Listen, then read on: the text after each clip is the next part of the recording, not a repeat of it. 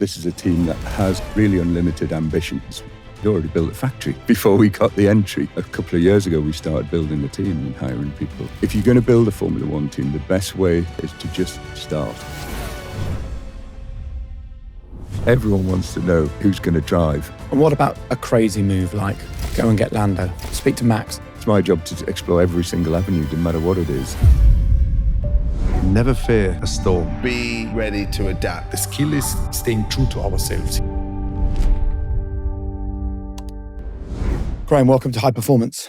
Thank you for having me. So your alarm goes off every morning, and as soon as you wake up, you remember it's another day less that you've got to be ready to be on the grid at the start of 2026. As you wake up, what is the thought that keeps flashing through your mind so that you keep on risking everything to make Cadillac in F1 happen? Well, thanks for reminding me there's one day less. Well, actually, in the factories that we've got, and we have a number in different places, we put a countdown clock on the office of all the walls, and it's counting down from now to the start of free practice 1 of the first Grand Prix of 2026. And that's primarily to remind everyone that although it seems a long way off at the minute, it'll come around pretty quick. And, as you know yourself, you spent a lot of time in Formula One garages. Every garage has a countdown clock in the garage for all the guys working on the car, and they can see it's 20 minutes to go or 30 minutes to go. And at some stage, we will reach that kind of 20 minutes to go or 30 minutes to go. At the minute, we've got a few more days, but they all count, and, we've got a fair bit to do. So, so I think about it a lot, but equally I see it that time ticking away, and, we've just got to use it wisely and get a team built that we can be proud of. And what's the biggest thing that wakes you up at 3 o'clock in the morning at the moment? Well, normally a phone call because of the time zone difference, but nothing really. It's the honest answer. That, the way to do this successfully is to get good people, and I'm super happy with the people that we're getting on board. A lot of them I've worked with before, which helps, but not all of them. And we're just trying to get the right player in the right position on the pitch and know that they can do the job well. And that's the thing that really removes a lot of the stress. What does the right person look like for you? Well, they're all different. We've said this many times that I think Formula One's the greatest team game in the world. And there's 1,000 players on each side, all shapes, sizes, all sorts of different backgrounds, all sorts of different skill sets. And you need the best of the best in all of those positions. And they vary enormously. That's what I love about F1 is, you can have a technical discipline, but be on a team and excel and have that team spirit and everything else. Or you can have, a physical excellence and a mental capability, all the things that a Formula One driver needs, and be there as well. And everyone has to play their part. So we have all these kind of different sorts of people all coming together. And personally, I'm going to sound like some kind of mad fan here, but that's the attraction. Seeing the team come together is really special. Teams are really special in my view, and they have value. And I don't mean financial value. I mean seeing how people interact. And businesses need plans and stuff like that, but people need purpose. I think humans react well to having a purpose, and teams provide that. They provide a sense of community and a sense of purpose. And seeing that grow for me, that's really rewarding. And when someone is meeting with you to join the team, what do you tell them the purpose is of Cadillac? That's a really good question, because people will often ask, what's the target for year 1 or whatever, and it's pretty difficult to distill that down because, rather annoyingly, there's a bunch of other teams that are also doing exactly the same thing, and they're very good at it as well. So it's pretty difficult to predict, what the kind of technical purpose is, if you like. But I think what we try and convey to them is that this is a team that has a really unlimited ambition. You can see how it's set up. We've got a big automotive manufacturer behind us. We got 2 owners. We've got a group called TWG who bring a lot of business knowledge, but they also bring a lot of sporting knowledge because they have investments in other team sports around the world. and General Motors as well. So you see the background of the people behind the team, and that gives us all the attributes to really have unlimited ambition. So really, when we're talking about purpose, we're talking a little bit more about the ambition of the team. And I think people want to hear that, that there is a, not specific objectives, but a kind of sense of what can we do? What can we do together? If you join this team, here are the things that we can go and do. And rather than giving people a absolute measure of what the target is, we want to be doing this, we want this kind of market share, we want to do that. It's more a sense of, if I join this team, how much can I grow as a person, and what are the team's ambitions? And the ambitions are really unlimited, and I think that's very attractive to a lot of people. Let's talk about the gamble from the owners of the team. When did they first make a decision that they were going to commit to trying to be on the grid in 2026? Well, I got involved in the project, I guess, spring 2022, right. I think. I had a call from Andretti Autosport, and they were looking for some help in understanding, just how do you enter Formula One? Because there's no guideline anywhere. Nobody knows how do you actually do it? Is that right? Is there not a specific route in? Email this person, well, there is, submit this? Yeah, but there is a way of doing it, but it's kind of, you can't find it anywhere. It's not on the internet or anything like that. That's wild. It is, yeah. So, I'm forever grateful for the call, because it's turned out to be, quite an adventure. But I guess, I had this really quite narrow skill set at the time. There's not many people who've done it before, so there's not many people who know how to do it. And so their initial questions were very much, how do you actually enter? So I explained how the process works, what you need to do. At that stage, the first thing that has to happen is the governing body have to open up the entry process itself, because you can't enter otherwise. And so the first thing is obviously to create a reason for them to open the process. And so that was kind of the first step. And as I said, there aren't that many people who've done it. So kind of step one was, well, this is how it works. You need this, and then there's an entry process. What actually is step one? Like, what did you tell them step one was? Well, step one is very much, giving everyone a good reason to open the process, first of all, because nobody, back in 2015, the FIA opened a process for new teams to come in, and nobody applied. And people forget about that. The sport's changed beyond all recognition. Yeah. Or no sensible proposal applied. And so the FIA, they won't want that kind of thing. And so you have to, you do have to demonstrate a little bit in advance that if they open a process, and not just us, it made sense for other people to do the same, that there were genuinely teams that will come and add value to the championship. That's step one.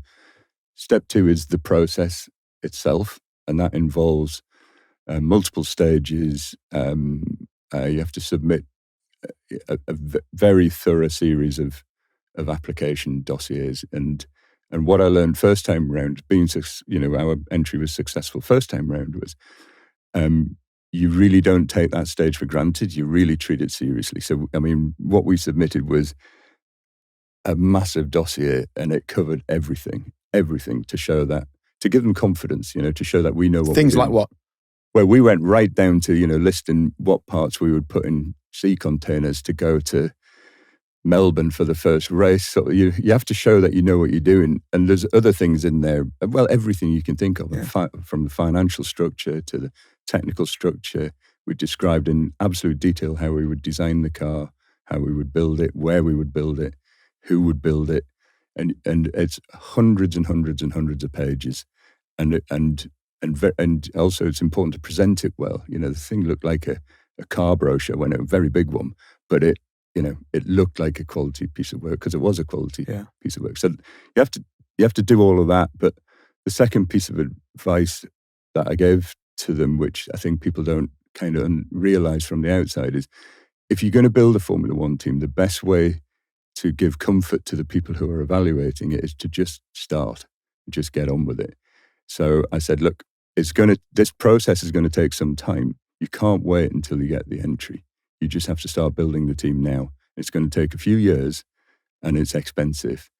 And hats off to the owners. They took the advice on board, and that's what we did. And so, at that stage, my role changed from advising them on how to enter. They said, "Well, look, if we've got to build a team, you seem to know how to do it. So, can you get on and do that?" And so, a couple of years ago, we started building the team and hiring people. And, and it doesn't take long before, can easily be spending $30 million a month, easily. And that's before we even had an entry. So that, to me, showed commitment. And it also, some people talk about, when the successful bid was announced from our team, some people will say, well, there were other teams looking to try and get in as well. And I don't know what they were doing, but I know in our case, both Formula One and the FIA could see we were serious about it, because we'd already built a factory before we got the entry, and that's a few $100 million. So I think you show, you kind of put your cards on the table and show that you're serious about it. So you were committing to spending tens of millions of pounds a month before an entry was even awarded. How long ago was that? Well, it started a couple of years ago, and obviously it ramps up. Yeah. But as well, as I said before, teams are all about people, and that's the most attractive thing about running a team is bringing the people together. But we had to get people to join a project that had no entry, so we couldn't call ourselves a Formula One team because we don't have the rights. And as you know, Formula One protect the rights very much. We couldn't put any job adverts out there mentioning Formula One because, again, we don't have the rights to do that. So we'd put job adverts out saying, wanted, all these roles, top tier motorsport opportunity. And we got really, really, really good people applying. And when they heard about the project, we actually found it reasonably easy to get people on board. But I didn't take that lightly, because we're hiring people for a project where we've got no certainty at all. So the day we got the actual final entry confirmation, I think our head count was up to about 300 and, I don't know, it was about 320 or something like that. So we kind of did slightly old-fashioned thing, which is wrote them all a letter, on paper, shock horror, instead of an email, and just thanking them. Why did you want to do that? Because they'd all made a commitment. They don't have to come and work here, and there was some uncertainty. The proposition that we were giving them had real uncertainty, and they trusted us to get the entry. Which people didn't join because they wanted to be in top tier motorsport. They were joining because they want to be in Formula One, and we couldn't guarantee that. So they took a risk. It turns out they've got very good judgment, because they've all ended up in Formula One, but it was a risk. And I thought it was important to thank them personally. Every letter is addressed personally, and with sincere thanks, because they took a risk. They didn't have to, and I think it's important to show that we care about that sort of thing.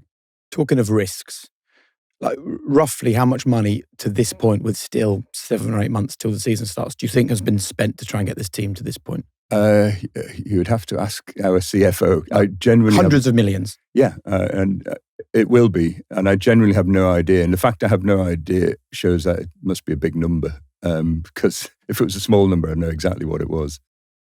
Here's the truth. Your body is like an engine, and you need to keep it at its best day in, day out. I mean, think of it this way. You wouldn't fuel a racing car on cheap fuel. So why are you doing similar to your body? I take Heights Vitals. I take them every single day. They stop me feeling run down, sluggish. I used to have brain fog. Not anymore. 2 small capsules. These act as my premium grade fuel. I'm keeping with the racing metaphor. So Vitals are a blend of vitamins, nutrients, minerals, omega-3, all the Bs, basically everything you need to perform at your best. So if you're looking for something that keeps you in the driving seat with your nutrition, your brain and body health, then this is it. Taken by athletes, Olympians, and even some well-known racing drivers. This stuff works. So if you're looking to fuel right this year, go to heights.com/Jake or enter the code HP20 at checkout for 20% off your first order. and start your journey today. And will you work with Andretti to try and track down the drivers that you want for your new team? Will he be part of that process? Well, I'm a great believer in every day try and learn something. Yeah. Every day. Because why not? So, I learn a lot talking to Mario, but I learn a lot talking to other people as well. And, the driver decision is quite key. It's very clear. It's everyone wants to know who's going to drive, and it's the number one topic. From the day that the entry got confirmed, my phone got reasonably busy from driver managers and this and the other, and it was very clear very early on that everyone wants to drive a Cadillac. That's absolutely for sure. And it's not straightforward putting driver lineup together, because it's not just the two race drivers as well. You need reserve drivers, you need sim drivers. Have you made a decision on any driver yet? No. So as we sit here today, how big is the pool of potential drivers? Like, how much have you narrowed it down to, do you think? Yeah, it's probably, I would say 6 to 10, That good many? candidates. Yeah. We're out of sync with the other teams at the minute. Yeah. Which means that there's a pool of drivers there that, they can't come and say, well, I'm going to go and drive for this team if you don't want me or whatever. There's just a bunch of extremely good talent available. And, and obviously we want to get the best combination is key as well. How many drivers on the current grid are out of contract ended? Oh, very few. Right. So it's likely to come not from the current crop of F1 drivers, or? Yeah. So, the few that will be out of contract that are currently on the grid, their teams are saying that, they're saying publicly, this is not a scoop. They'll get a deal. Like a George Russell type. Yeah, exactly. Toto said that, there's a timeline they're going to do their deal or whatever. So it's, it's primarily the ones that aren't on the grid at the moment. And although the phone's been busy, the answer to everybody has been pretty much the same, which is, we've got a bit on. We've got to build some cars. Before we build the cars, we've got to design. We've got to manufacture the bits, and before we do that, we've got to design them. Before we do that, we've got to hire the people to design them, and before we do that, we've got to have the buildings to put the people in. It's a big job, and there's only so much management bandwidth, and so we're focusing on ensuring that the cars are there, and putting a high performance team together. In everything that we do. I said before, it's the greatest team sport in the world, and that 1,000 players, you're hiring different people with different skill sets into it. So there is a time to have the driver conversation. It's funny. It's probably starting now. You're getting 1,000 people into a factory that didn't exist until not very long ago to build cars that don't yet exist or are being built, and yet all we're thinking about is who are the two people that are going to drive it, and the one reserve driver that's going to sit and watch and wait for an opportunity. Yeah. Have you met drivers? Oh yeah, but I meet them all the time. And what sort of conversations do you have with them, or what are the questions that you want to ask them to work out whether they're the right driver for your team? So when we start that process, because up to now, the meetings that we've had now is pretty much to tell them all to ignore what they're reading. We haven't signed anyone. Don't get too frustrated or whatever. But equally, in doing so, you as I say, you learn something. Every conversation, you learn something, no matter how tiny it is. But from now, we'll start getting into significantly more in-depth discussion, and and primarily, I want to know, what is their motivation? Why do they want to come and drive for Cadillac?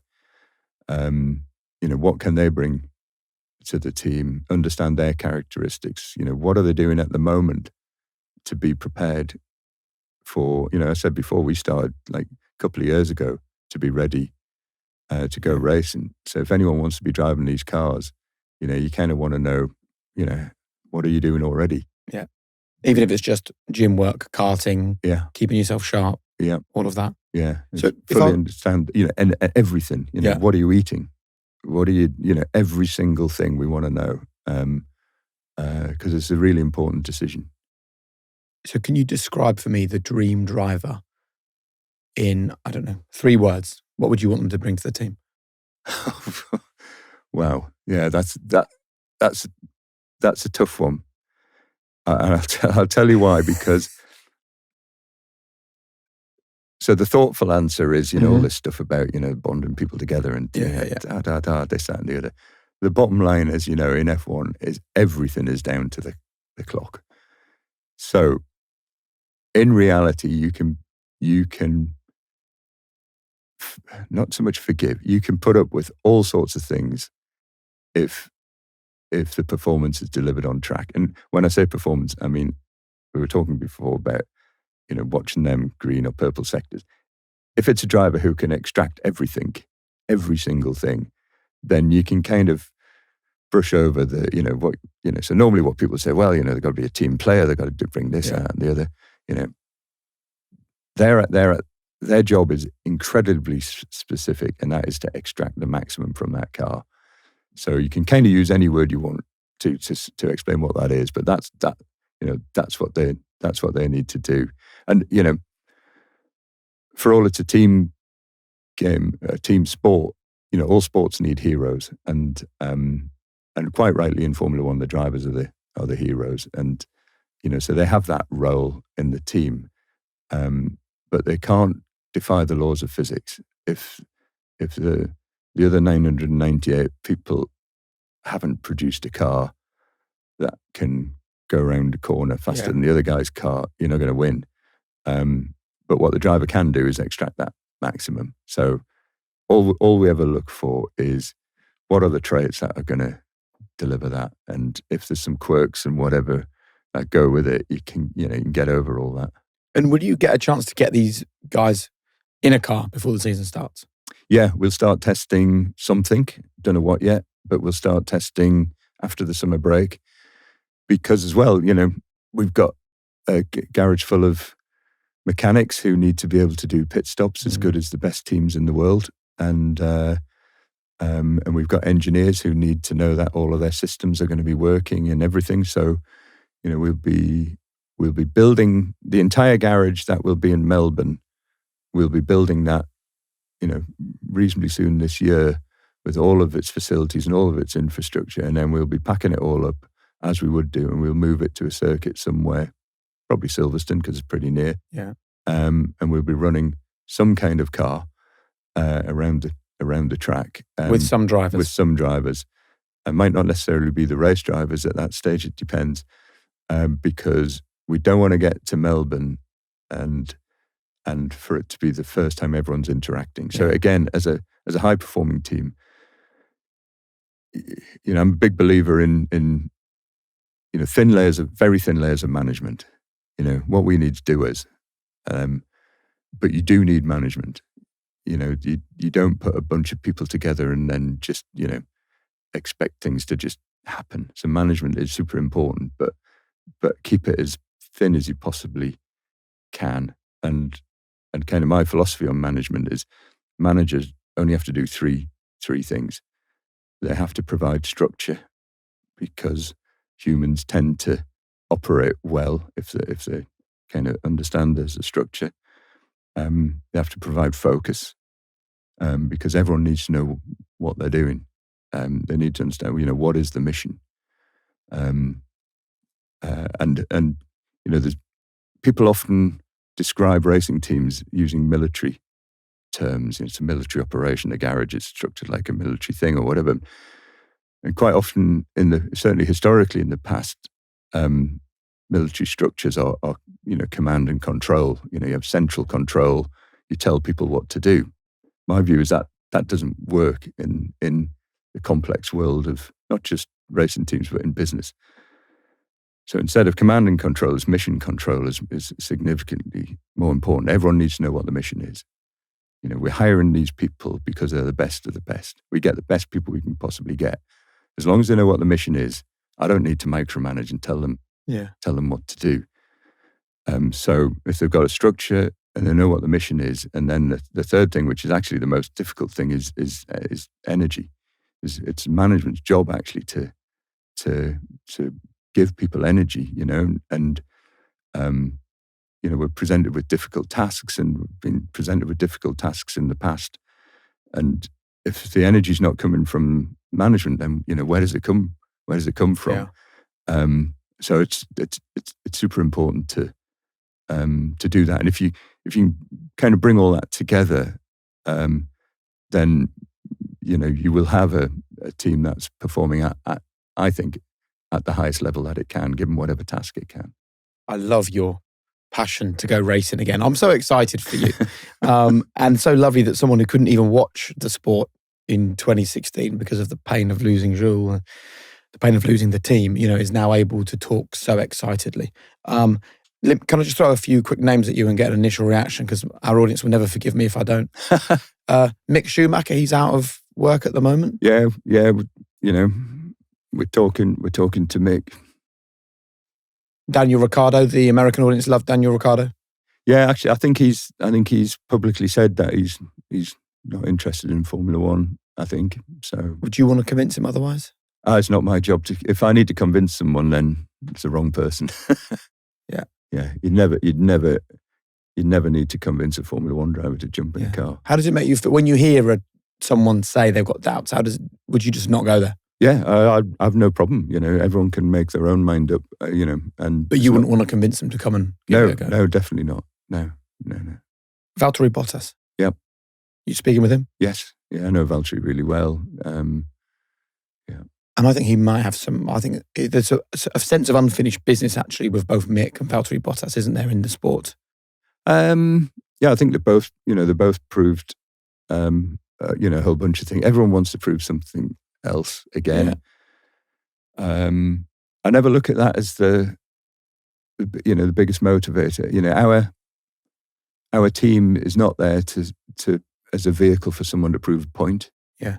Our team is there to provide a position on the pitch, if you like, for someone to prove what they can do, for sure.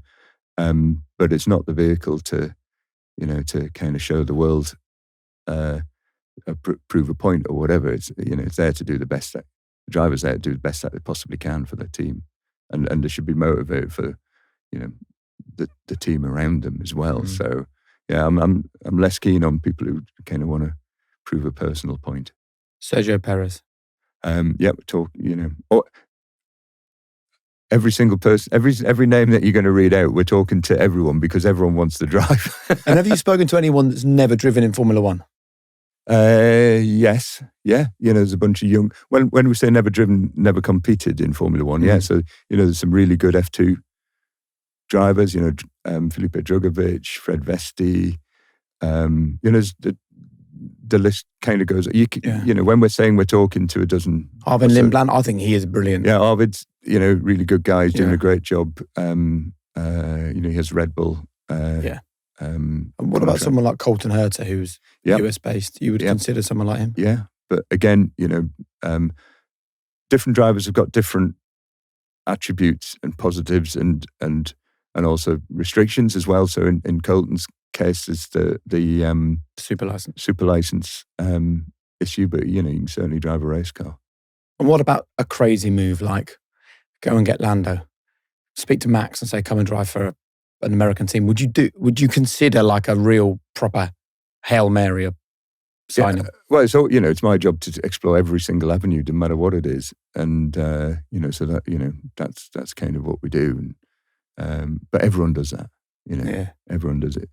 99.999% of the time you never see the outcome, but you've always got to have the conversations with whenever they arise. But as I said before, we got a bit on just building the cars and stuff. So I don't spend my time chasing Formula One drivers all the time. I don't blame you. Look, I've loved this conversation. I honestly think that you're a master of not just spotting an opportunity, but seizing an opportunity.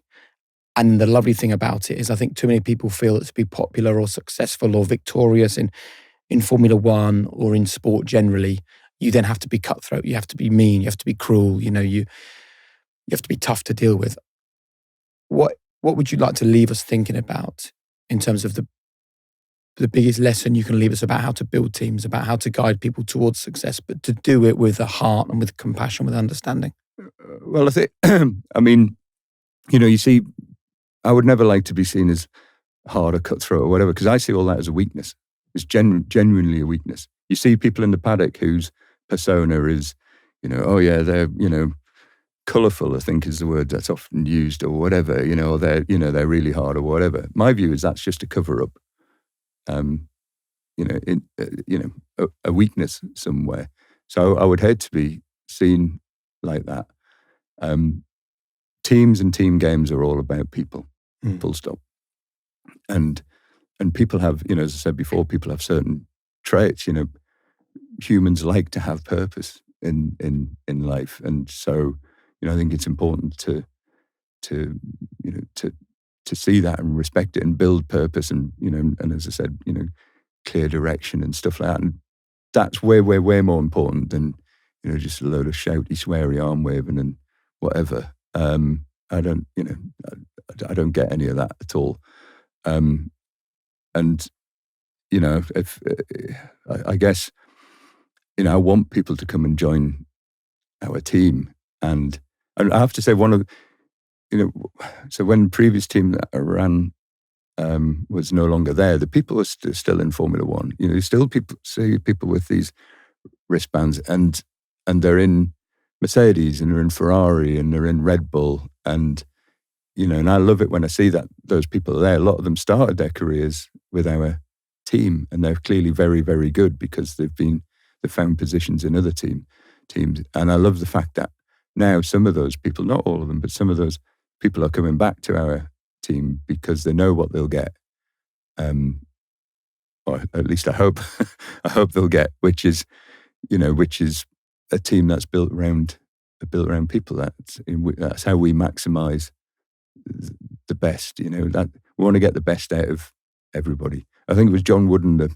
Everyone refers back to these mega sports sort of coaches and this, that, and the other. He had a brilliant quote, which I can't remember word for word, but it was something down the lines of, if something comes along easily, then it's probably not worth having. Yeah. And my experience of teams, and then, we look at, it took years to get this Cadillac. Everyone thinks it's a new team, but it's taken years to get to this position, and it wasn't easy. And so based on John Wooden's infinite wisdom, because he's right on most things, that means it's worth having. And so, hopefully this is a team that's worth being in. See, I don't think that any Formula One team has ever taken a gamble this big in the sport. Correct.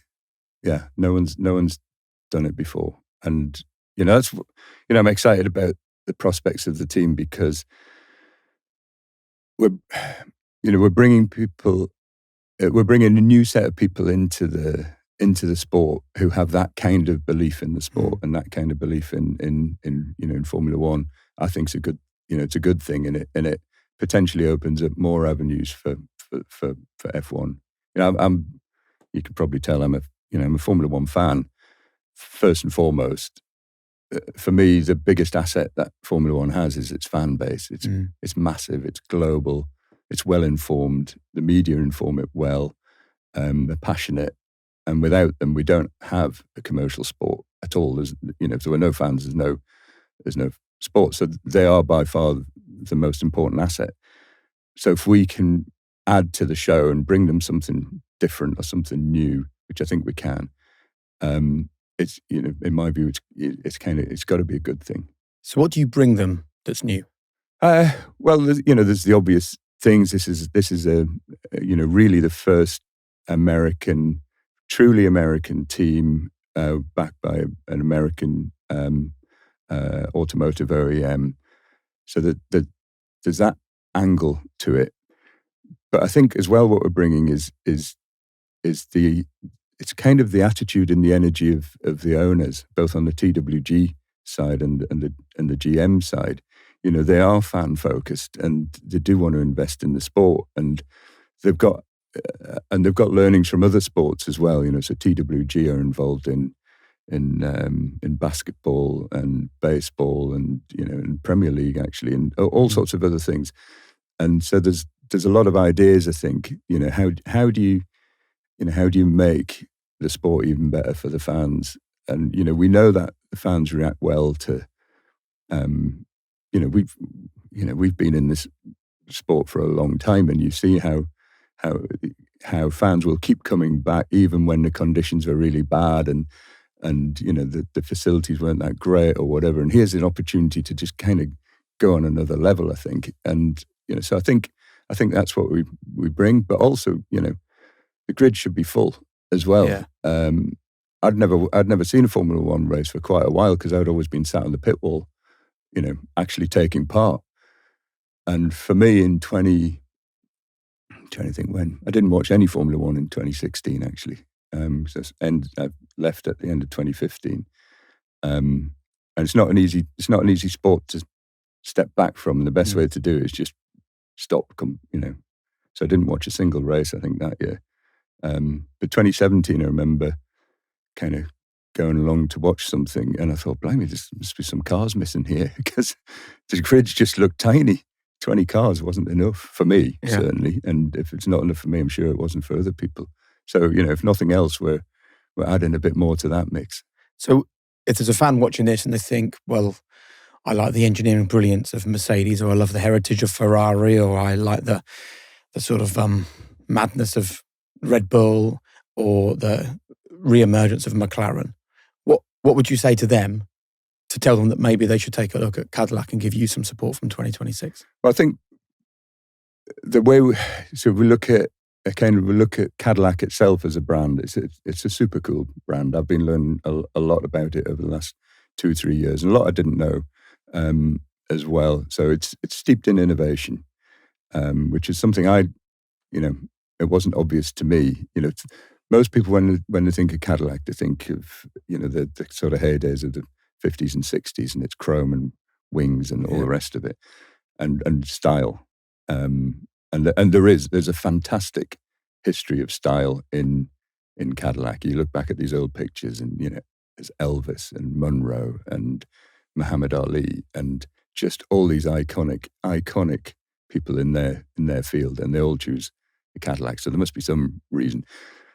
But also, people, I think, don't realize that there's a big history of innovation there as well. And I went to Cadillac House in Paris and had a tour around there, and they've got this like timeline of innovations. And the lady that was showing us around from Cadillac was showing us these innovations. And I said, what's your favorite innovation? Strange question, but what's your favorite innovation? And interestingly, she said, back in whatever time it was, I don't know what it was, Cadillac invented the electric starter on a car. And I said, well, why is that your favorite? And she said, it completely freed up women motorists. Because prior to that, cranking the engine, I don't know if you've ever cranked an old car engine, but it can blink and take your arm off if you're not careful. And I was thinking, I never even thought of something like that. We think of innovation of, some scientist finds a bit of special material, some bit of unobtainium that no other team's got, and and you get 0.001 of a second or whatever, but some of these innovations have completely changed how people go motoring and stuff like that. So anyway, I think we can bring a cool mix of history, style, elevated style, and innovation as well. There's more to this team than just the chrome, if you like. And so I think we can offer an interesting mix to the fans. Is your car going to be pink? Well, according to the song, it should be, but I doubt it. Have you had a thought yet about the colour of your F1 car? Yeah. It's we as people probably know, there's quite a science to it all, as well as just the look and tell feel us about of the the car. science to it. Well, you see, 2026 in particular, there's a massive regulation change, and there's a whole bunch of challenges for the teams. There's an increase in various safety things. So things like the homologation tests are more intense. Because all the time they're trying to improve safety, which is obviously a good thing. But other targets for the new cars are a real challenge, and one of the biggest is the weight limit.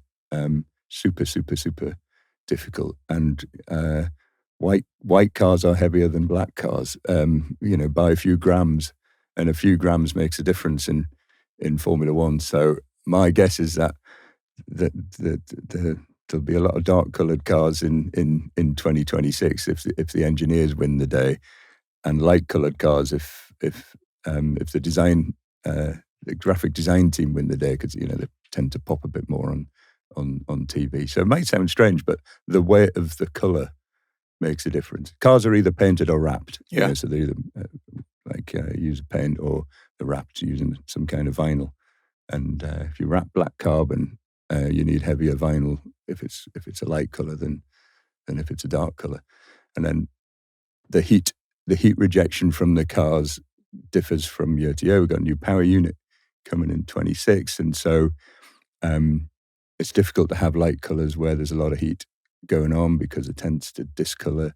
Some colours go well with a transition to dark, others don't. So there's just a huge science behind it all. But every so often, in sort of quiet moments of sat on an aeroplane, it's nice to think about, what will the car look like? Because again, just going back to the sort of fan thing, I want to have in my mind when we roll those cars out for the first time on a grid, we want fans to look at them and go, that looks great. And in my mind, always when I was a kid, my dad got us this poster. So this would be in the 70s, I guess, a Formula One poster, and you could fill in the winner of each race and what have you. I think the poster was produced by the Surtees F1 team, right? And I remember looking at some of the designs of some of the cars, and some of them look great and all that. And I've always remembered that, and I always thought, whatever we do with a car, it should pass the 12-year-old boy or girl fan test. That's the car they want to put a poster on their bedroom wall, and that's the team they want to follow. And that's when I'm looking at the graphical design of a car. I always think of the young kid. Will they put it on the bedroom wall first? And then you've got to think about all this stuff, heat rejection, weight. Yeah. Can we get the sponsor logos to pop in the various positions and stuff like that? But if it doesn't pass the poster test, then nobody wants to run around with a car that looks rubbish, do they? You want the best looking car on the grid? Yeah, absolutely. Why not? Can we talk about that period where you said you stopped being involved in Formula One completely in 2016 and didn't even watch a race? Yeah. That was after a really sort of difficult couple of years, wasn't it? It was, yeah. So most difficult time I've had in the sport was definitely 2014, and then leading into 2015, actually, the whole of 2015, actually. We'd already had, we'd had a difficult time in 2014. There'd been a testing accident with Maria de Valotta, but I wasn't there on that test day. But obviously it was our team, and she'd been injured. That already set the tone a little bit. And then she was on a test day. She drove into the back of a truck. Yeah. With the tail down or something. Yeah. So and injured her. And it was a head injury. Yeah. And Maria was really, she's a great girl, lovely person to have along, and so that hit the team, quite hard. Nobody wants to see anyone get hurt, for sure. But I wasn't there that day. I remember it was. I was at home that day, so you get a call from the test track saying that there's been a problem and stuff like that. It's not pleasant. And what had happened? Had she lost control of the car? Or well, I don't fully know all of the detail. For sure, it was nothing to do with any of the cars or the systems or the safety things or everything was completely in order. But it just shows that you should always strive for better and better safety, because even with every single thing in order, she's a good driver, all the rest of it, something can still happen. But, so that that set a bit of a tone. But then really the worst thing that can happen in this game without any question. Thing with Formula One, that the highs are high and the lows are desperately low. It's not about losing a championship or anything like that. It's when people get hurt, and it can happen. Not just drivers, but we're dealing with a large number of people traveling around the world. And when someone in your team is hurt, it's horrible. So we end up in Suzuka in 2014.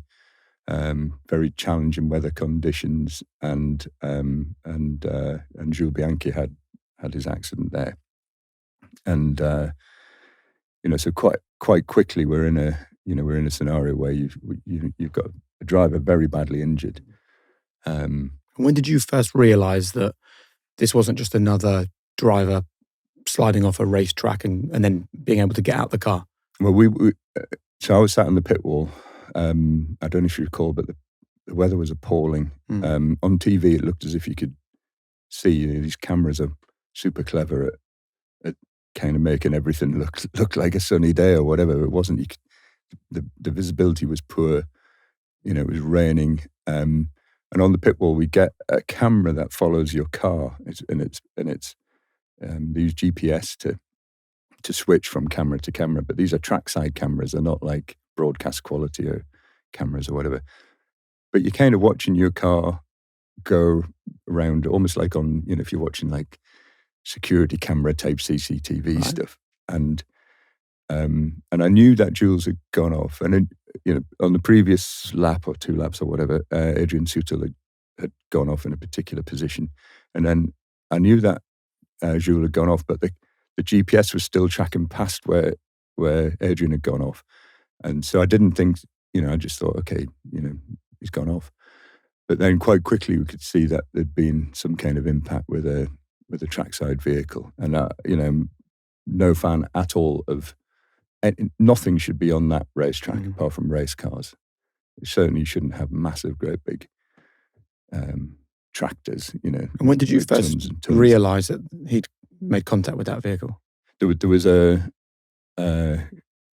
we did a I can't remember if I rewound it on the CCTV thing or whether there was a replay or something. But all we could see was that big heavy vehicle moved a lot. On the kind of got lifted almost. Yeah. Didn't it? And as soon as I saw that, I thought, no, this isn't going to be good at all. But you really have no idea what's happening at that stage. And then, did you try and talk to him then on the radio? Yeah, and we get no reply, which again is not good. But equally, the car could have been switched off or something like that. So you still don't know. Completely what the kind of what the outcome is then. I remember jumping off the pit wall and going to the medical centre quite quickly. And the medical centre at Suzuka is pretty easy to get to, actually, which is good. But everything was kind of shut down. We couldn't get in. Nobody could get in. And but we knew he'd be when we knew it was bad. We knew he'd be transferred to hospital. And so, we knew we couldn't get into the medical centre at all. So myself and John Booth, who ran the team with, jumped in a car and headed off to the hospital. And I remember talking to Bernie on the way there. Bernie wasn't there that weekend, but he's always there on the phone. What did he say? He'd obviously been watching what was happening, and he pretty much said, "Look, Graeme, whatever you need, tell me, and it'll be sorted." He's. I've got a lot of respect for Bernie. Most of the respect comes from the fact that he's a racer, and he's run teams, and he's got close to drivers, and then he's lost people as well. And I think, I always recall reading about how he reacted to, in particular, I think Jochen Rindt's accident, and so I know he knows what this is like. He's in a position where he can help, and that was super helpful for me as well. You kind of, we didn't know what condition Jules was in, other than it was bad. So that call was pretty helpful as well, and we knew that if it was bad, we needed to get Jules's family out there pretty quickly, and so having help from someone like Bernie, it's super helpful for stuff like that. Yeah. Was he able to help lay on a plane or something to get them out there? Yeah. So they, so the family came out, and I'm a parent. I still think of it now. What would they think when they're getting on the plane in back in France and then heading out to Japan? Takes a long time to get there.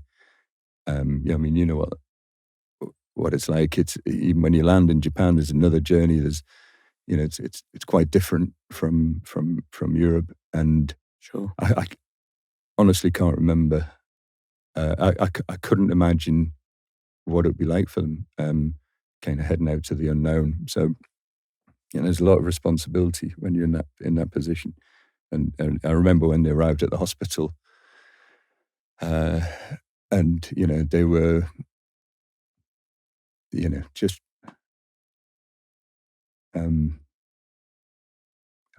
I can't, as a parent, I can't imagine what they could be thinking, and yet they come in the room and all they're concerned about is, how are we, Really? It was, I've never talked about it actually.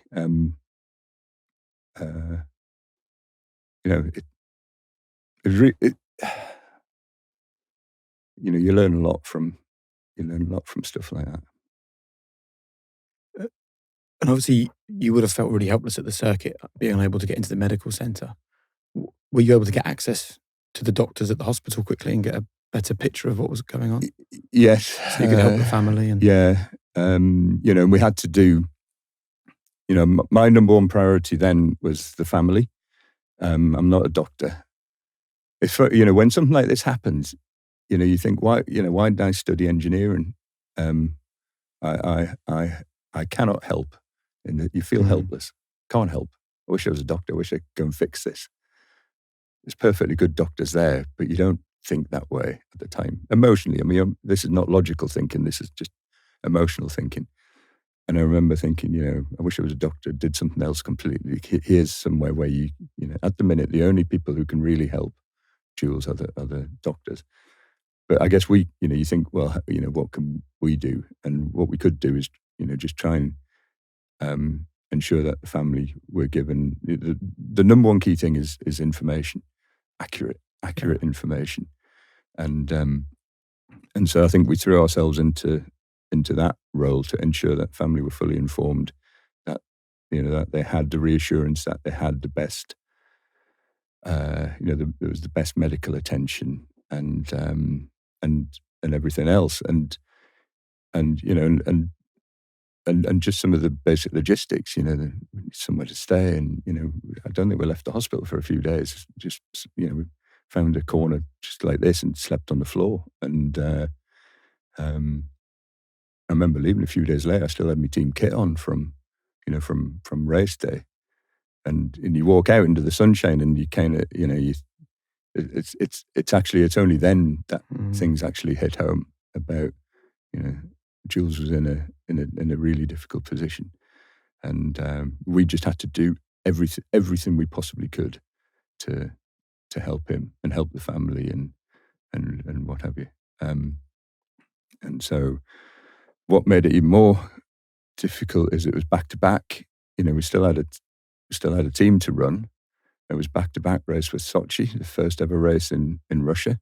So we were going to somewhere we didn't really know. So I delayed my flight. I travelled with the Ferrari, a team manager. The two of us flew together on the Wednesday, I think.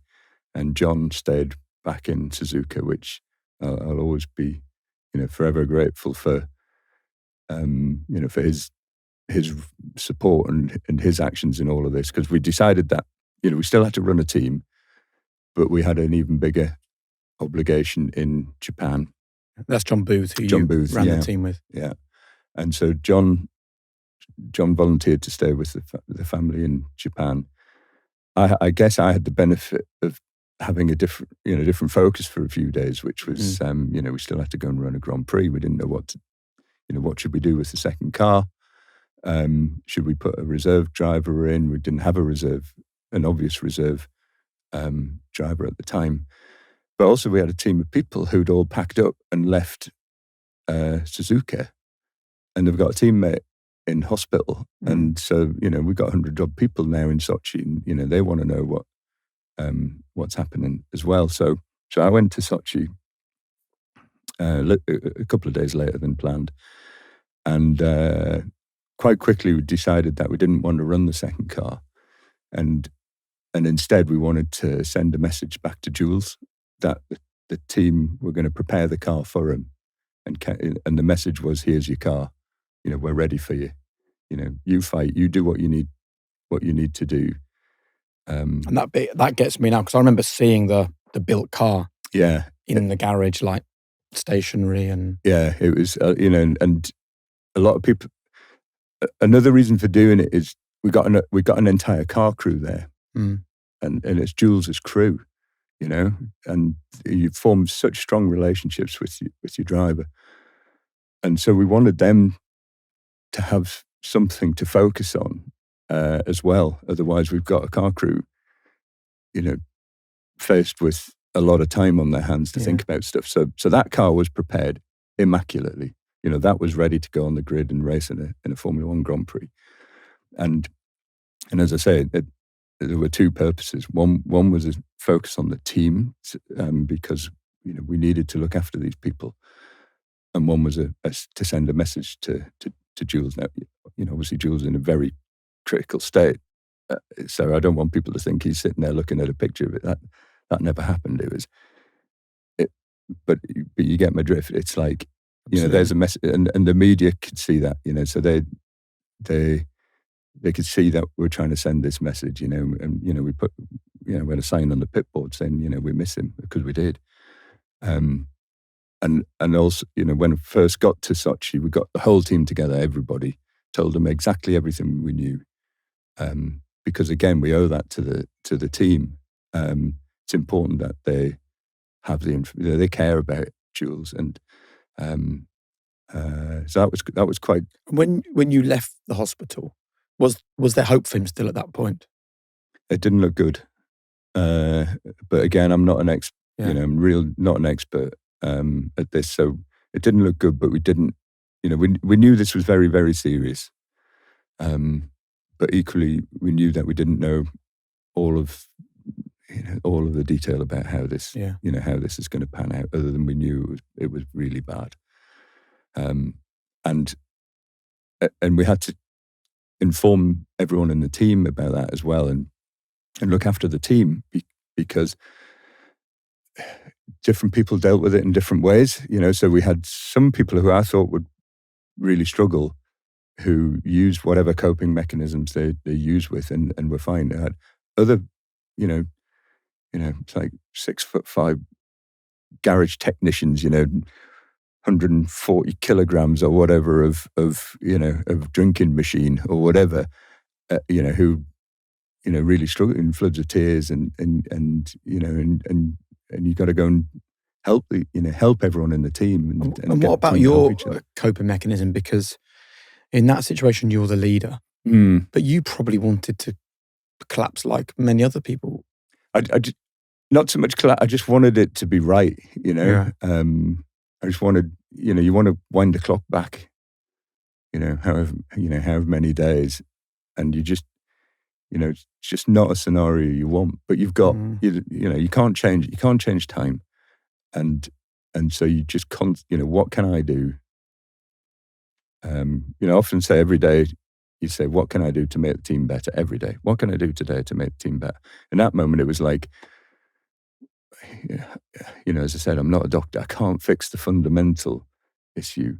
But what can I do in the next hour to make something better for somebody in the team? Doesn't matter who it is.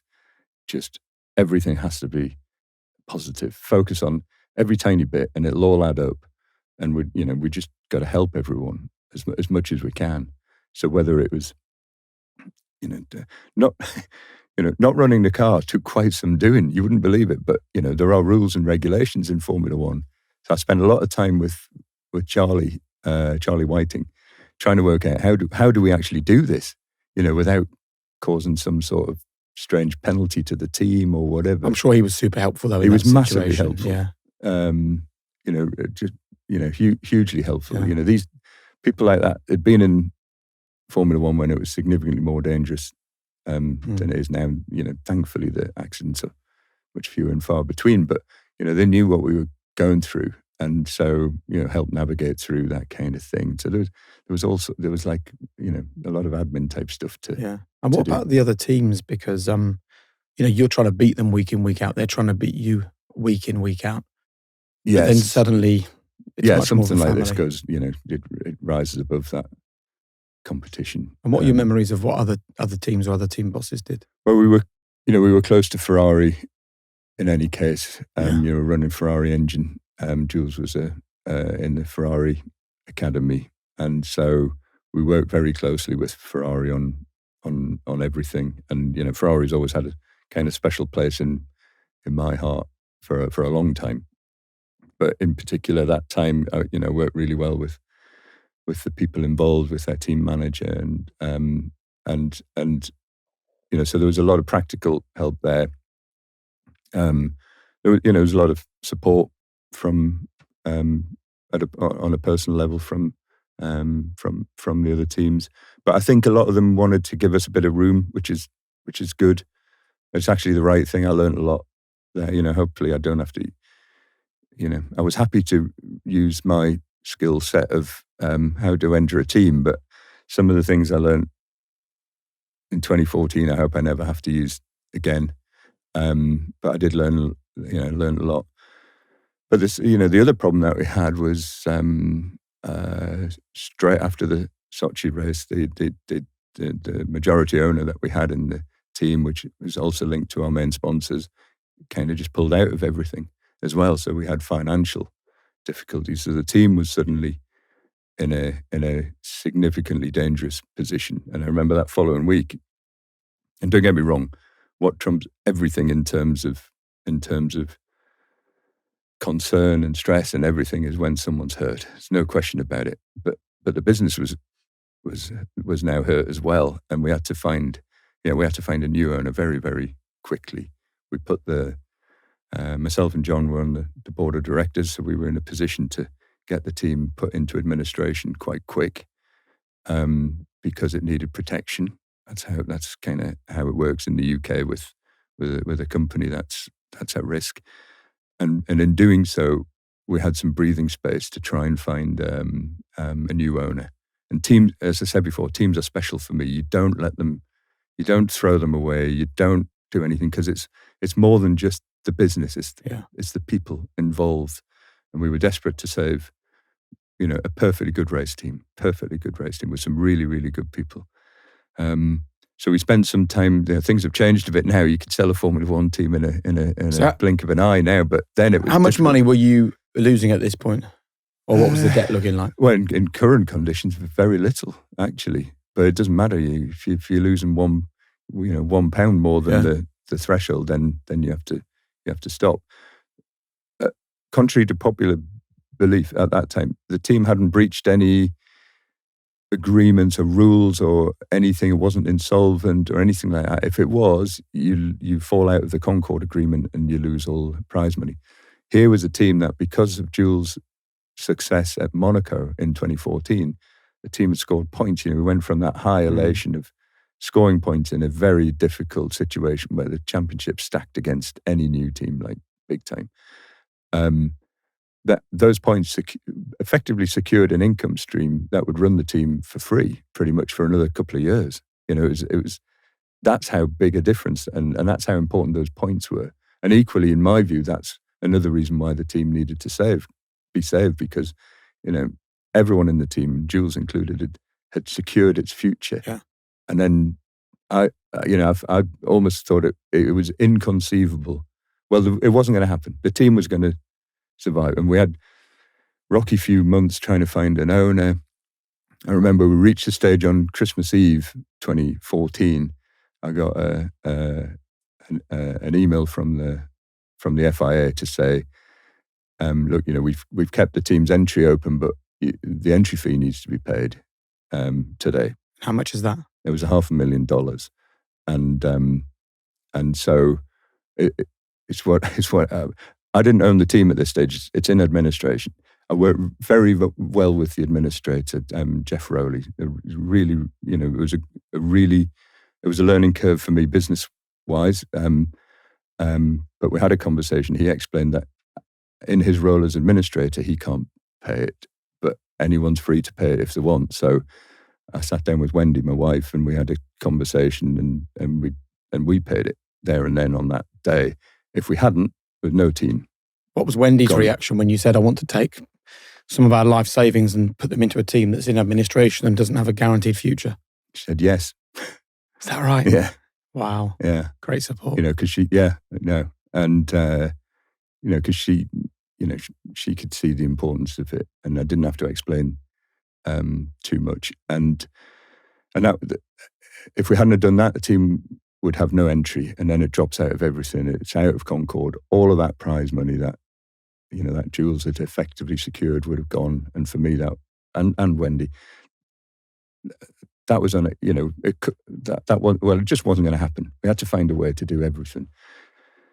So that bought us a bit more time. I have to say the FI were fantastic at that stage. They understood the commitment we were making, and they made it as easy as they could. And I have a lot of respect for them because of that. I think they could see as well what we were trying to do was honourable. We weren't trying to flip something, make money from. I could have bought the team if I had the money. But the thing with a Formula One team or any business is, it's not just the money to buy it; it's the money to ensure that it can stay and continue. Yeah. Anyway, we luckily we found a buyer, and the team continued in 2015. It was an enormous undertaking to get the team back up and running. It was literally. So people stopped working while you were in administration? Yeah, and then we had to. So you're then months behind the curve? Yeah, and also, we had no engine. So I went to see Sergio Marchionne, who was running Ferrari. We were in a separate meeting together on something else in Geneva, and Sergio passed away now, but I'm sure he wouldn't mind me telling the story. So he's a smoker, and so in the break during the meeting, I said, can I have 5 minutes of your time? He said, yeah, and I'm going out for a cigarette. So everyone talks about the elevator pitch, and we were literally in the elevator going down. I had one cigarette's worth of time, and I had to say, look, we need a Ferrari engine to compete in this season. Can we do a deal? And that was the pitch in the elevator. We got outside, had a cigarette, shook my hand, said, yep, we'll sort it out. And so we did a Ferrari engine deal. They had to get bits together. I went to Paris and sat with Charlie. We worked out how can you run a 1-year-old engine under the regulations, and he worked out how that could be. So Ferrari gave you a year-old engine? Yeah, because they didn't have any of the, the new ones. We were literally getting bits. And did you have to pay for it? Oh yeah, no. So the pitch, here's the commercial deal. We'll pay X million. We'll do this, and so we had an engine deal. We worked with Charlie to find out how we could run that engine legally, and we found a way to do it. And I'm forever grateful for. You have to remember, any one of these steps, if they didn't work, no team. End of. And as I said before, the importance was more than. I didn't have any ownership of it by that stage. I did previously. So this wasn't for the money. This was because that team was not. It was not going to stop, and we had to find a way. Anyway, so we found a way to do it. But all the other teams were building new cars. Well, they built new cars by this stage. We're now into early 2015. So everyone was building their new cars. All we had was what a lot of people don't know is. I mentioned before about the administrators. So their job was to do that the best that they could, with the assets that the team had. And very early on in that administration, there was half a chance that we would get to the last Grand Prix of 2014. And so we packed up all the freight. Literally we were calling people up, there's a chance to get the team together. We think we can do it. Let's get a car crew together. Have enough people and let's go. We booked the flights. We brought everyone into brought everyone into the canteen of the factory, and there was a real buzz. I think as well in people's minds, we weren't just doing it for ourselves. Jules was still in hospital. Yeah. He'd been transferred to Nice, by this stage. And I think everyone was kind of thinking, this wasn't logical, but life isn't. I think everyone's kind of thinking, if the team's going to be okay, then, maybe Jules will be okay as well. There was a kind of sense of that. I've certainly felt it. But not in, that's not going to happen, but you kind of sense it. Well, everyone's looking at that point for what's my motivation, and if that's what they find, exactly, yeah. That's what they find. So there was this is the final race of 2014. Yeah, final race of 2014. So how you hadn't stopped racing that season though? So we missed one race, I think, or whatever. You can miss 3 races without losing the prize money. So that was the key. What turmoil you're in though. You're missing races. You've got a driver injured in hospital. You've got huge financial problems. The team is almost dead, and you're just trying to keep it going. Yeah, and every day not knowing if you'll make it through that day. Yeah, people talk about stress in sport and stuff, and I often look at it. I see the stress that Toto and Christian were under when they're trying to win a world championship, and it looks intense for sure. But if you want intense stress, go and try doing this. It's a different level. And but what's great in these moments is, we put a call out. We need an F1 team full of people back, and it was almost like meeting the canteen at 4:00 on this day. We're all going off to Abu Dhabi to race, and so we got everyone back. We got some team kit to everyone, and we did everything. And then the arrangement that the administrator had with the guy who was going to fund that particular race fell through, and so we couldn't go. And so we had to tell everyone, sorry, it's off. And that was super difficult. Mm. But interestingly enough, it proved to be the saviour of the team, because what we had done when we brought everyone back is we packed everything you need to run an F1 team into all these freight containers to be flown out to Abu Dhabi. So it was all the key stuff, the cars, all the stuff that's, without it, you can't run a team. Yeah. So subsequent to that, there was this gap, I mentioned before, there was this gap where there was still no new owner. We had to pay the entry fee, all that kind of thing. And the administrators quite rightly had to start auctioning off the assets of the team. But because we'd packed all the essential stuff to go to Abu Dhabi, we had an agreement with them that they'd auction that lot off last. And they'd start with all the stuff that basically had been, filling in the corners of the factory and lying around for a bit, so it was endless boxes of team kit and, whatever else. And it was all getting auctioned off. And each time there was an auction, I'm thinking, oh God, I hope the main stuff gets kept. This story is incredible. and it did. It was literally on the eve of the final auction where all the good stuff would have gone. We were able to kind of save the team, and it meant we had the core of what we needed. But it was all 2014 stuff. So we had some 2014 cars, and we're going to go racing in a few months' time, a very short few months' time, to 2015 regulations. But at this point, you can't be competitive in 2015. No, but that wasn't, the point was saving the team. There's plenty of time to be competitive at another time if the team goes, it goes.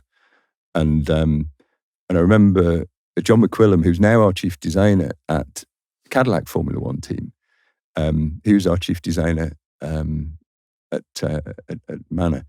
And so I sat down with John and I said, right, here's the problem. We've got a 2014 car. Here's the 2015 regulations. We need to have a 2015 car. How are we going to do it? So he said, well, give us a day. Anyway, he rang me the next day and he said, I've worked it out. And how he worked it out, I have no idea. I'm an engineer.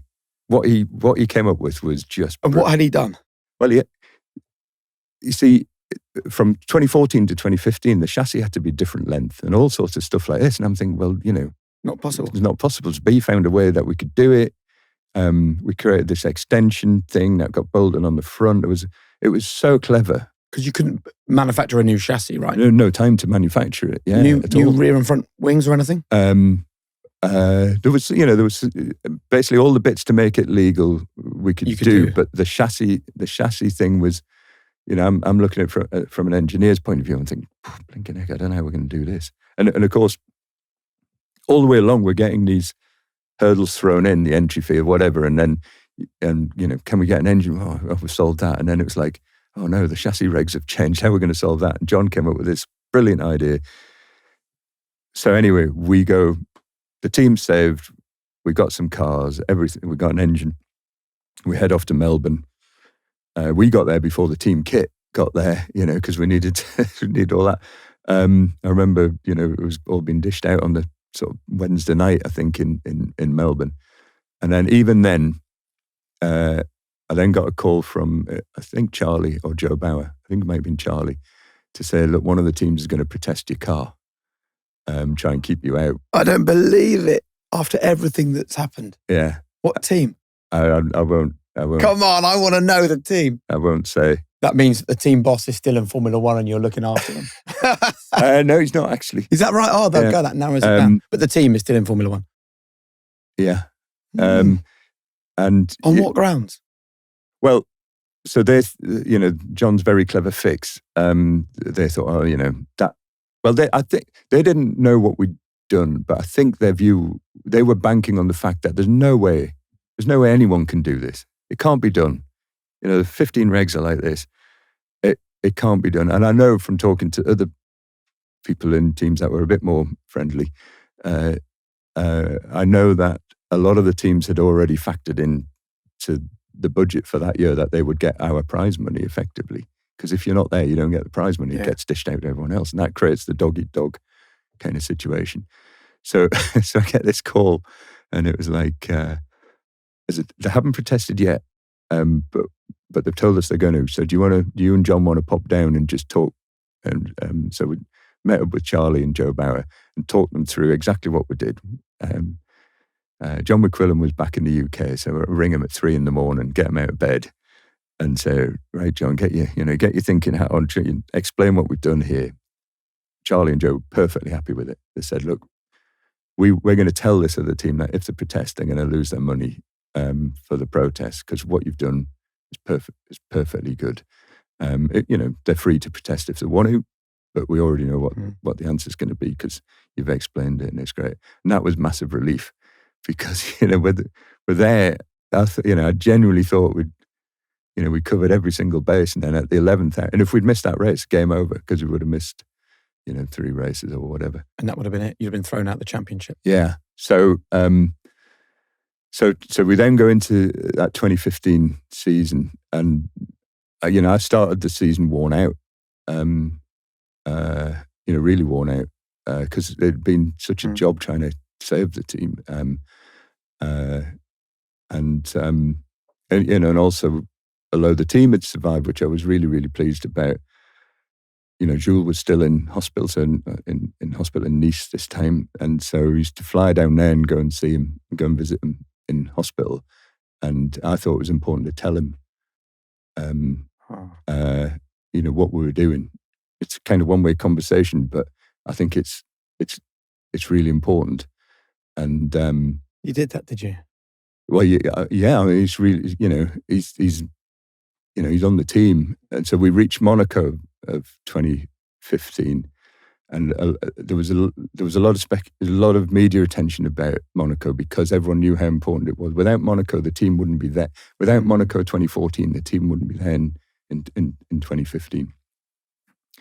So we thought this is going to be quite emotional for everyone on the team. What can we do to help everyone in the team?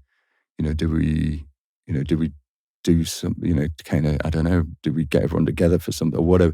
In the end, we decided to do these wristbands for everyone on the team. And only the people on the team, we didn't give them out, we got them made, and it says Monaco 2014, P8.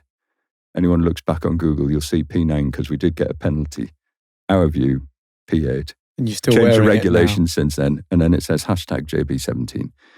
So we gave everyone on the team these, and the idea was if you're a mechanic working on a car, you'll think, at that race, we want to perform as well as we can for the drivers we had then.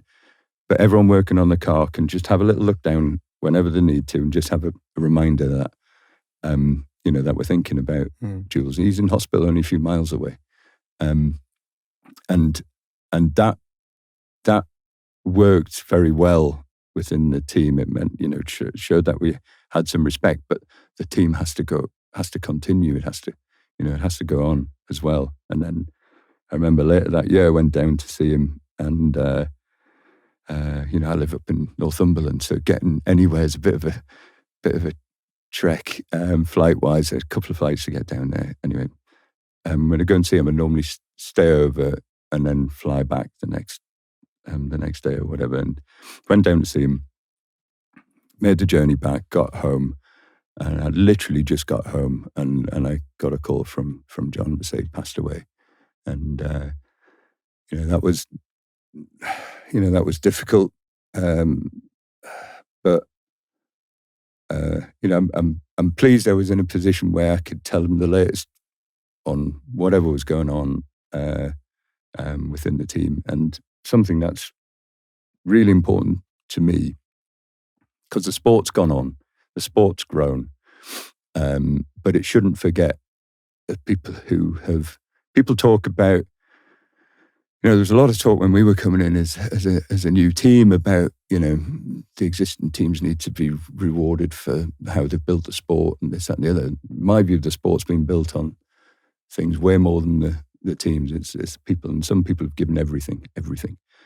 And again, my thoughts always go back to Jules' family. They're still here. They still see the sport on TV all the time. And I think it's super important that people don't forget Jules, because he's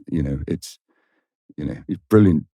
He's a fantastic driver, great teammate, someone who had so much more to give as well in the sport. And I think it's important that the sport remembers this. And I know from his family, they don't want people to forget. There's a foundation. They do a lot of good work for they have karting events for young kids and stuff like that, and that kind of thing is important. So I've never taken this off since 2015. And if you look in the paddock today, you'll see other people in other teams, because I left the team at the end of 2015. I was completely worn out, and we'd saved it, but it had a new owner now, and he wanted to take it in a certain direction. It didn't jive with me at all. So there's times where you just have to walk away from it.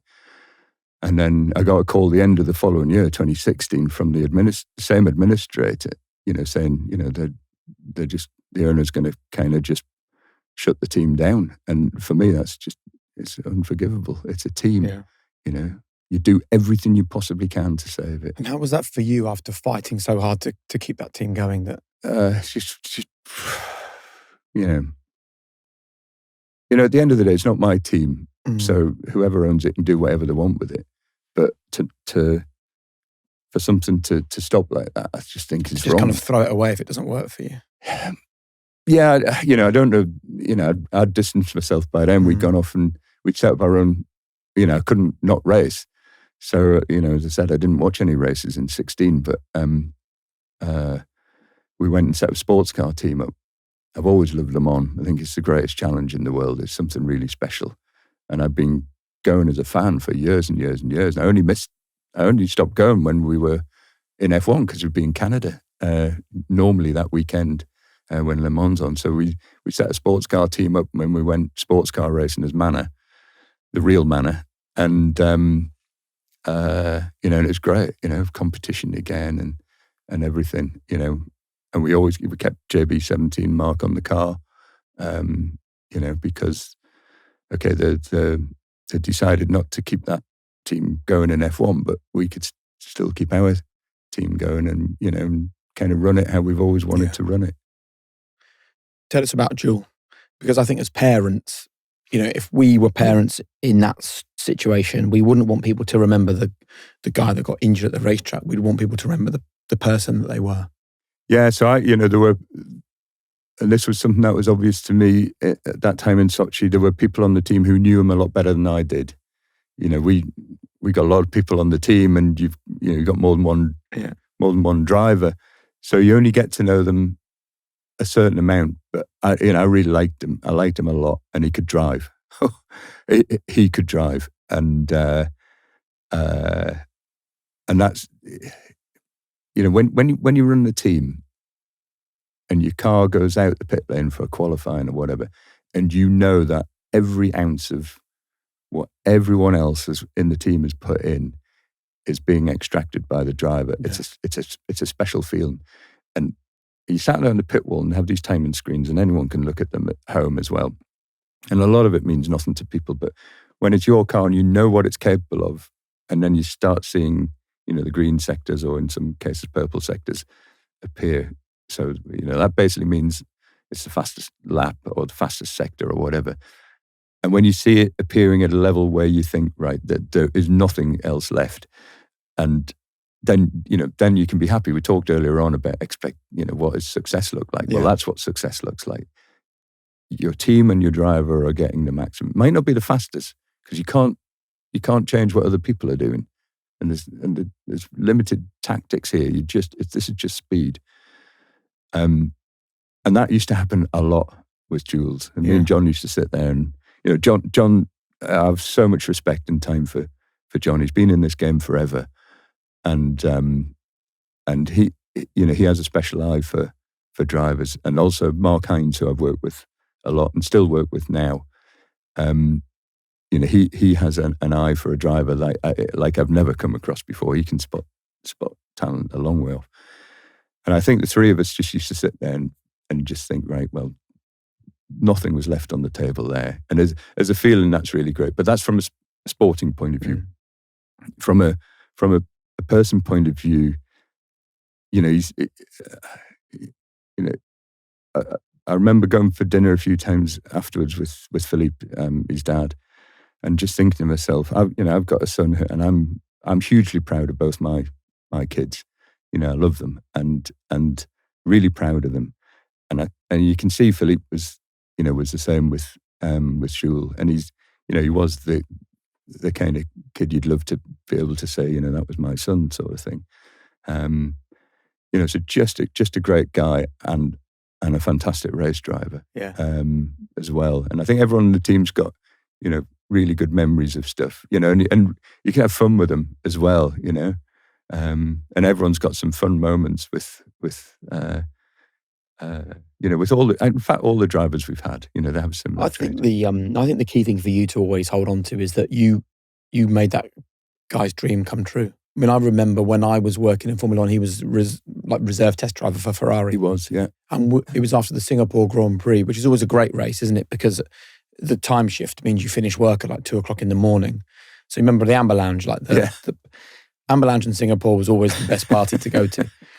And I have this weird memory of being in this Amber Lounge with a lady who was like a Marilyn Monroe lookalike, sitting there with Jules, and she was probably nearer my age, certainly a lot older than him, and he was looking like a little bit petrified. No, you're right. Yeah, I remember chatting to him, and I said, "How's it going?" And he wasn't there was some of the drivers there were drinking and having fun, letting their head on. It was the end of the Grand Prix weekend, absolutely fine, and he was drinking a Diet Coke or a water or something, and he just looked a little bit forlorn, a bit frustrated, slightly haunted. The fun of F1 was going on all around him, and he wasn't where he wanted to be. And I said, "How are you?" And he went, "Just want to drive an F1 car." Yeah. And I was like, and then I was just a presenter, right, for the BBC. He goes, "Is there anyone I can talk to, just to tell them how desperate I am to do it?" And I was like, "Look, not really. I don't have that sway or those sorts of contacts." But it was lovely. We had an evening, had a few drinks, but his desperation to not be the reserve guy was so palpable. And then he wanted to show people what he could do. And I remember when we signed him, because we'd signed another driver first. Is that right? Yeah, it was a highly commercially driven deal, this particular one. I won't say who it was, but needless to say, the commercial side didn't appear. So we terminated. This is all pre-season. So we were in Barcelona, I think. We're in Barcelona paddock, and it was clear that the commercial promise just wasn't there. And this happens in this game, less so now, but it certainly happened back then. People would create a commercial situation. It doesn't matter how many guarantees are in place or whatever. They're trying to do it to get a team into or potentially get a team into a position where there's no going back, and then the driver gets in there. Anyway, we weren't having any of that. When the commercial thing didn't happen, we're like, right, terminate that driver contract, and we want to get the best person that we possibly can.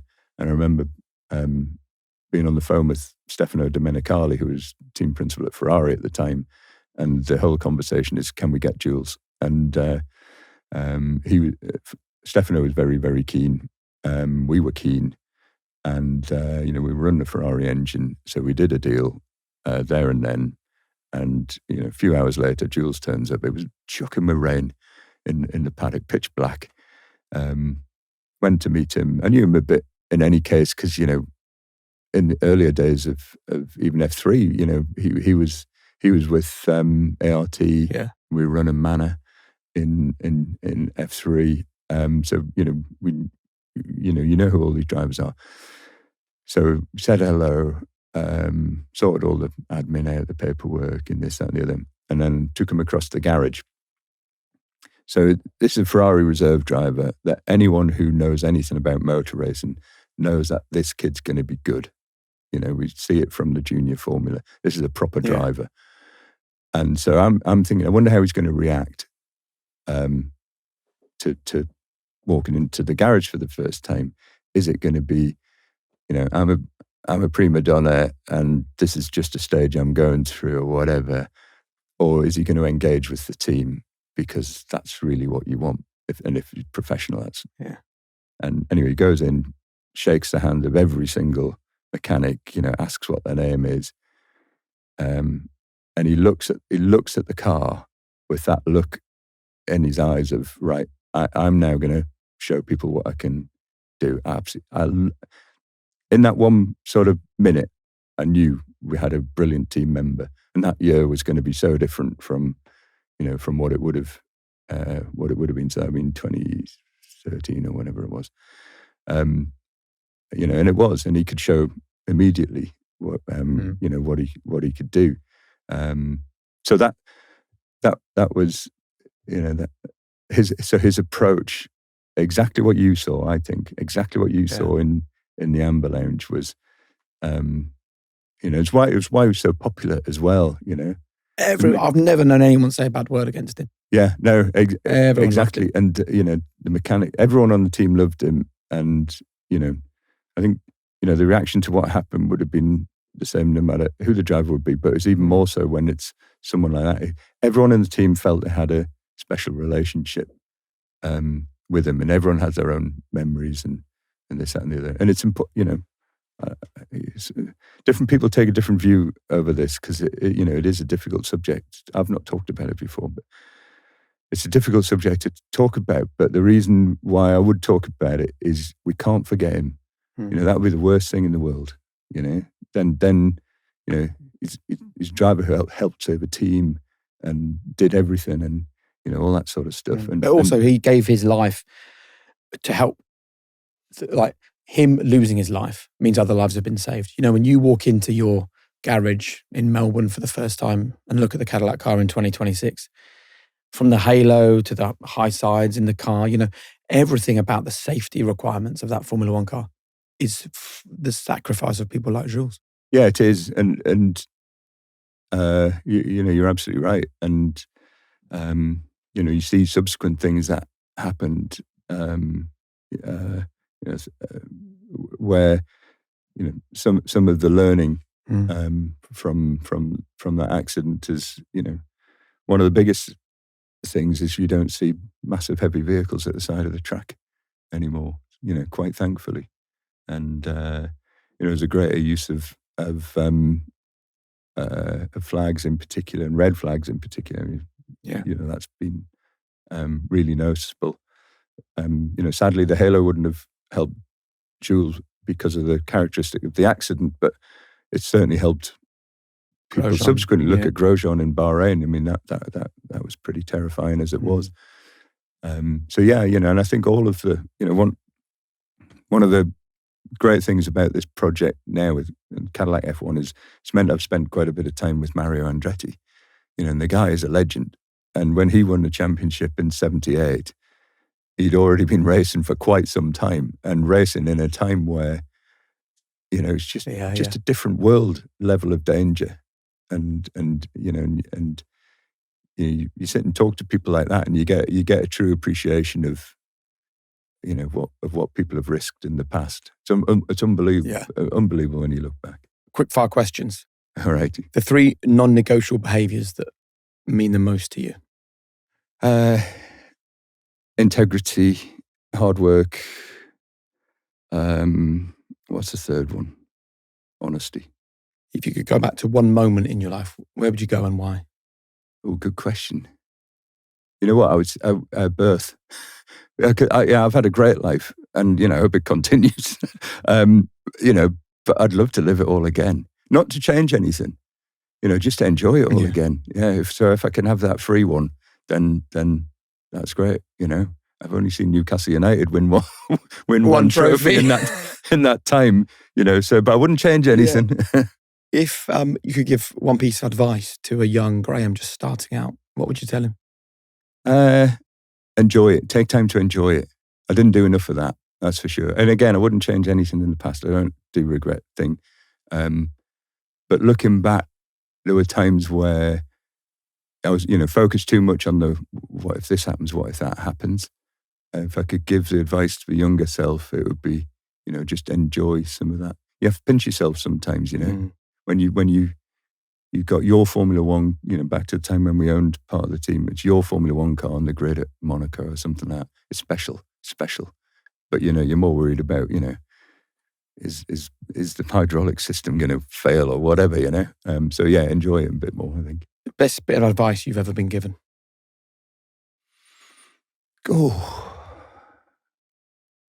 that's a real tough one, because what I found in having any job in sport is everyone gives you advice. Yeah. And I mean everyone. Everyone tells you what you should be doing, either specifically or otherwise.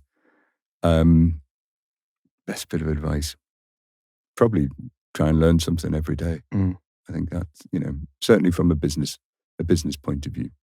Brilliant. And the final question, your golden rule, if you like, for living a high performance life, the kind of final message from you you'd like to leave ringing in people's ears after this great conversation.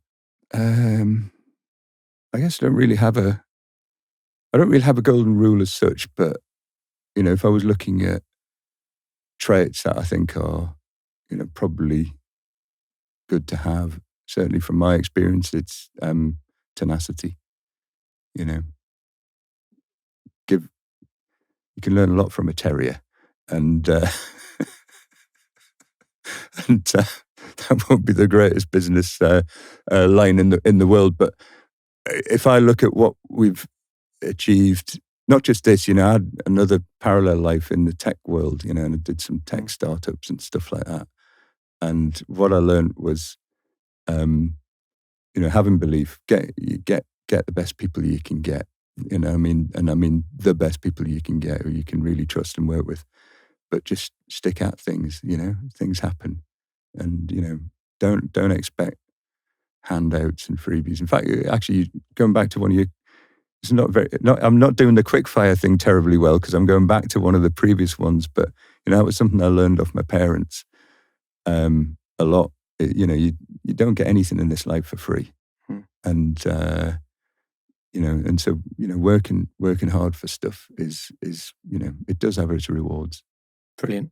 What a great conversation. And thank you so much for, your vulnerability and talking so beautifully about Jules as well. I know that his family will really appreciate that, and so will many Formula One fans. I hope so. And, I'm always nervous speaking, because for me, the family is the most important thing there. But I do know that, they want his memory to continue, and so it should. Great. Graeme, thank you. You're welcome. You know what I really love?